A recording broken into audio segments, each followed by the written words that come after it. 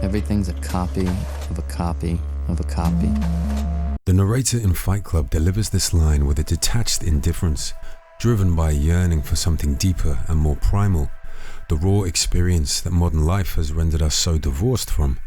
He is trapped in a life so devoid of meaning that his subconscious creates an idealized alter ego in order to dismantle the superficial structures around him and to arrive crashing into the state of nature.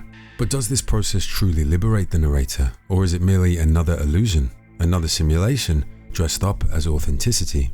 Fight Club, originally a novel by Chuck Palahniuk, is a richly layered narrative that weaves together a multitude of existentialist themes. It reflects Albert Camus' idea of the mechanical life, illustrated through the narrator's monotonous, consumer-driven routine, as well as reflecting the first two noble truths of Buddhism, that life is suffering and that this suffering is caused by our attachments, cravings, and rigid expectations of how things should be. The story also resonates deeply with Jungian psychology. The emergence of the narrator's alter ego, Tyler Durden, represents his unintegrated shadow, the mass of impulses, desires, and destructive potentials that civilized life has necessarily repressed. However, it is Jean Baudrillard's 1981 work Simulacra and Simulation which captures the broader socio-philosophical dimension of Fight Club.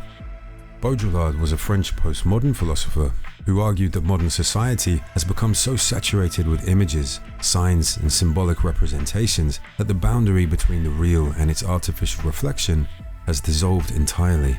These layers of representation accumulate into a hyperreality, a state in which signs no longer refer to any underlying truth, but only to other signs, leaving us detached and adrift in a world of images and false perceptions.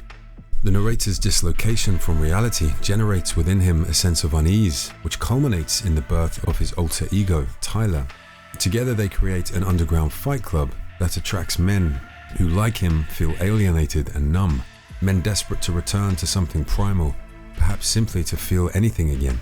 At the outset of the film, the narrator is fully embedded in modern consumerist society. His shallow sense of self is defined by his possessions, brand identities, and IKEA catalogs. For Baudrillard, this is the world of simulacra, signs detached from any underlying reality. Rather than representing something real, they refer only to each other, forming a self-contained symbolic loop.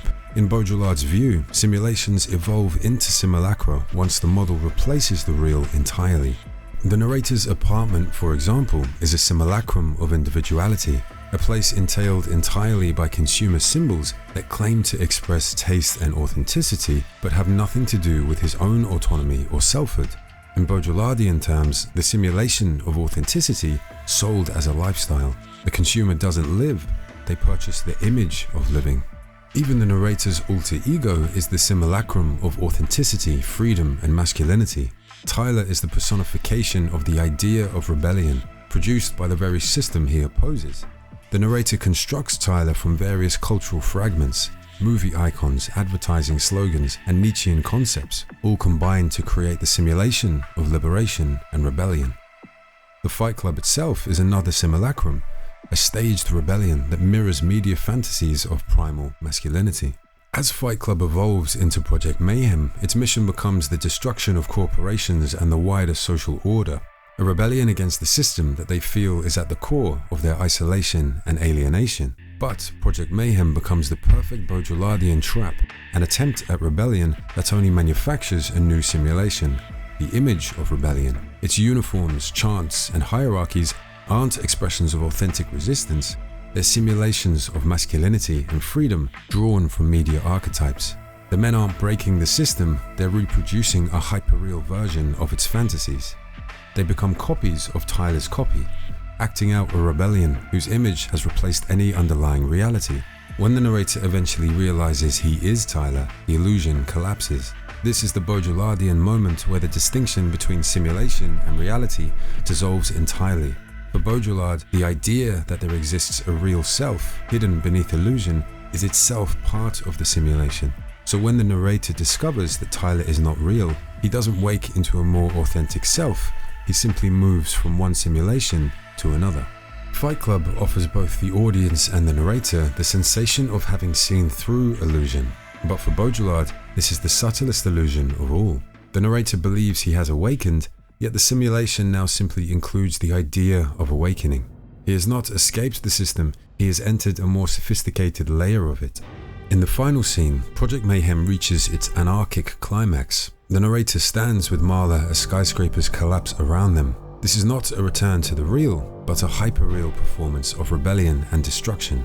Even nihilism has been absorbed into an aesthetic form. In the end, the narrative becomes caught in its own simulations, a cycle of images feeding on other images. What remains at the end is not clarity, but the haunting question of what reality even means, when all we have left are its reflections.